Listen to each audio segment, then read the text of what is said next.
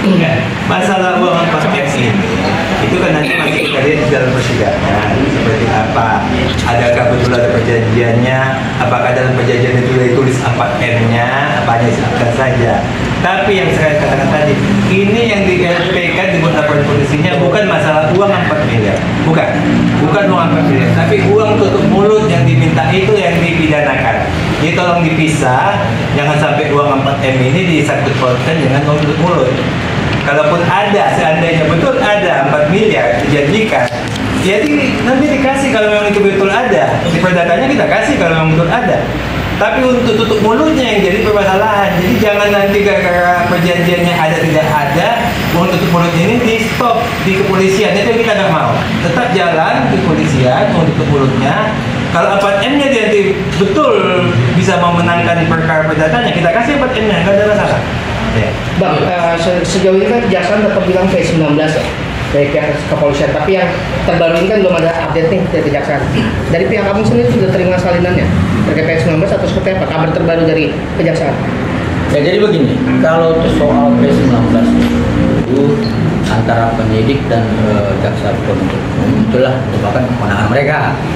Tetapi secara koordinasi kita bisa melakukan koordinasi. Nah, jadi informasi yang kami peroleh terakhir ya, juga rekan-rekan media juga mengetahuinya melalui Kasipenkum bahwa pelimpahan dari penyidik ke jaksa penuntut umum itu mulai di tanggal 5 Mei. Dan kemudian untuk kelanjutannya kami belum mendapatkan informasi apapun dari jaksa penuntut umum. Yang pasti kami juga belum mendapatkan informasi bahwa saksi U dan saksi S sudah dipanggil oleh penyidik Polda Metro Jaya. Artinya, ya kalau dugaan kami ya kembali kepada bahwa ada niat ya, dugaan kami ya kembali ada niat penyidik tidak memenuhi petunjuk jaksa secara utuh. Artinya ada perbuatan dugaan obstruction of justice seperti yang kami sampaikan tadi. Sehingga kemudian upaya kami seperti itu. Ya kalau memang ada pelanggaran kode etik, pelanggaran dugaan tindak pidana, ya kami minta Bapak Kapolri melakukan kewenangannya terhadap atasan pimpinan penyidik. Karena apa? Tidak mungkin dong penyidik bawahan itu berani melakukan tanpa seizin. Seperti itu. Berarti ada dugaan penyidik sengaja mengulur waktu agar nih kita masa penahanannya habis atau seperti apa? Saya lebih ekstrim. Kalau saya bilang ini dugaan saya adalah berupaya untuk tidak memenuhi petunjuk jaksa, seperti itu. Ya. Kemudian untuk menambahi tadi tentang perjanjian, gila aja lah kalau ada klien kami berjanji kepada orang yang memeras. Nggak mungkin ah. Ini dia dipaksa, ditakut-takuti, produknya direview, dijelek-jelekin. Ya, artinya kemudian diancam, kemudian ada yang penghubungnya, inisial O, disuruh bayar biar NN tutup mulut, seperti dikatakan senior kami tadi. Nah kan gila nanti kalau kemudian ini menjadi sebuah kebutuhan prestasi, ya kan lucu. Masa ada orang yang ditekan, diancam, kemudian sepakat membuat perjanjian, lalu kemudian ada di situ saksi, dia sebagai tergugat Kapolri Kejagung, aneh. Justru yang kembali itu mestinya kami menggugat. Iya. Kami nunggu dulu daripada pidananya, kami akan lakukan gugatan nantinya. Sejauh ini respon Reza Gladys apa bang digugat gugatan? Ya justru respon klien kita ini sangat tidak terima gitu loh. Kalau berbicara masalah perikatan kan klien kita ini sebagai kreditur, dia bingung. Dan saya udah berdiskusi pada seluruh senior saya 20-an tahun beracara nggak pernah melihat ada wawancara seperti ini. Masa kreditur yang juga pada prestasi lebih itu? Kalau ada perjanjian itu, nah ini kenapa perjanjian? Lalu digugat.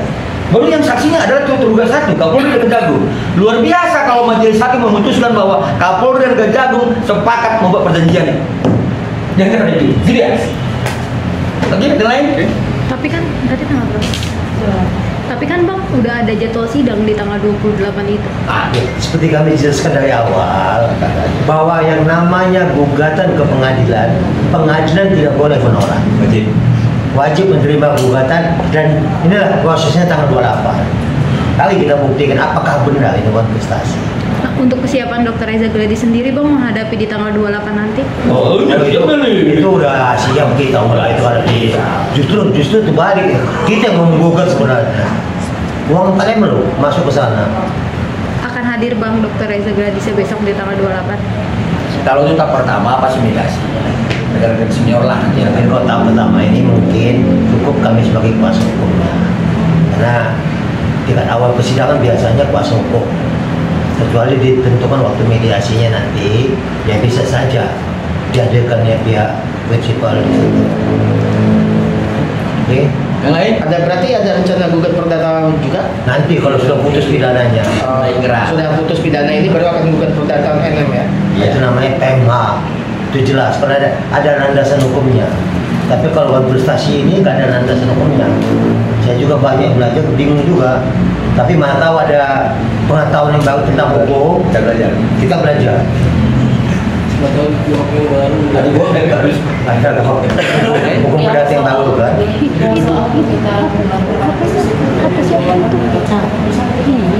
Yang pasti kami tidak mau berjumpa langsung dengan pejabat-pejabat atau petinggi di Mabes.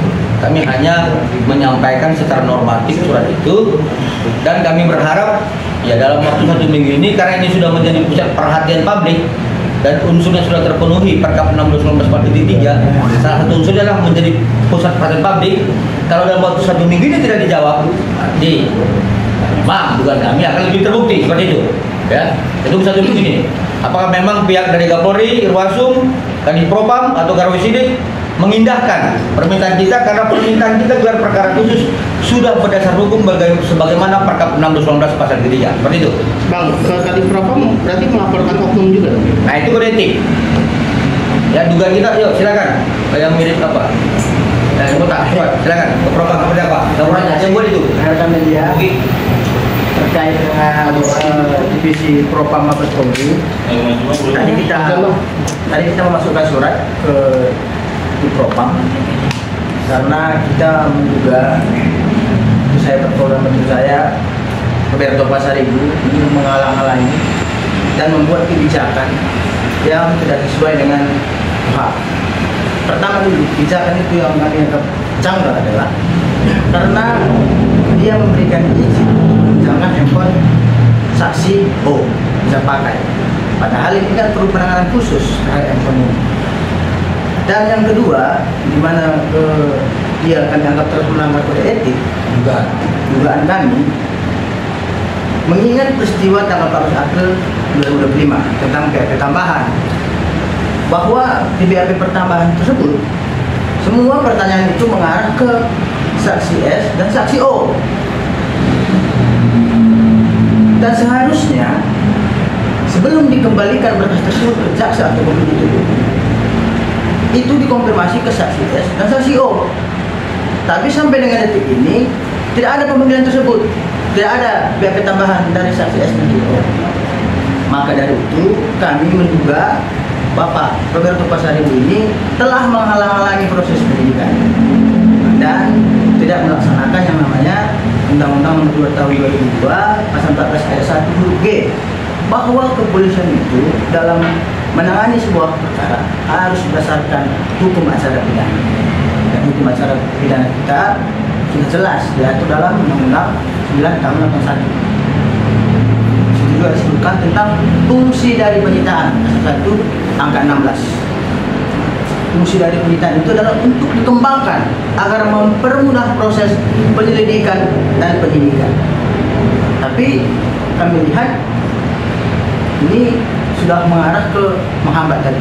Maka dari itu kami tadi memberikan surat kepada Propam Mabes Polri agar memanggil dan memeriksa ini pimpinan penyidik, dan bila mana nanti terpenuhi unsurnya seperti yang kami duga, maka kami meminta kepada Bapak Kapolri dan kepada di Propam copot dan PTDH itu Pak Roberto Pasaribu. Itu yang kami berikan tadi ke Propam. Sebagai tambahan begini kawan-kawan, jadi rekan kami menyampaikan bahwa adanya pelanggaran kode etik dan sebagainya tahapan hukum acara. Jadi pada intinya sederhana sekali. Tanggal 1 Desember 2024, klien kami melaporkan 4 orang, inisial O, inisial S, inisial IM, dan inisial NM. Dan kemudian tanggal 3 Desember 2024, kembali klien kami membuat laporan polisi ya, yang dilaporkan adalah inisial NM, inisial IM, dan inisial O. Ya, terhadap pengaduan tadi dan terhadap LP tadi yang 1 Desember dan 3 Desember ada 4 peristiwa. 27 Oktober, 13 November, 14 November, dan 27 November. Ternyata ini tidak dilakukan pendalaman penyidikan. Kalau memang yang diadukan oleh klien kami dan dilaporkan oleh klien kami memang tidak terbukti unsurnya dan tidak terpenuhi alat buktinya, ya informasikan kepada klien kami melalui CP2HP. Seperti itu. Tapi sampai sekarang kami tidak mendapatkan penjelasan dari pihak penyidik. Nah, jadi itulah rencana yang sudah kami lakukan dan yang sedang kami lakukan dan yang akan kami lakukan. Ya, demikian kawan-kawan ya. Ada pertanyaan lagi? Sudah Bang, cukup. Cukup?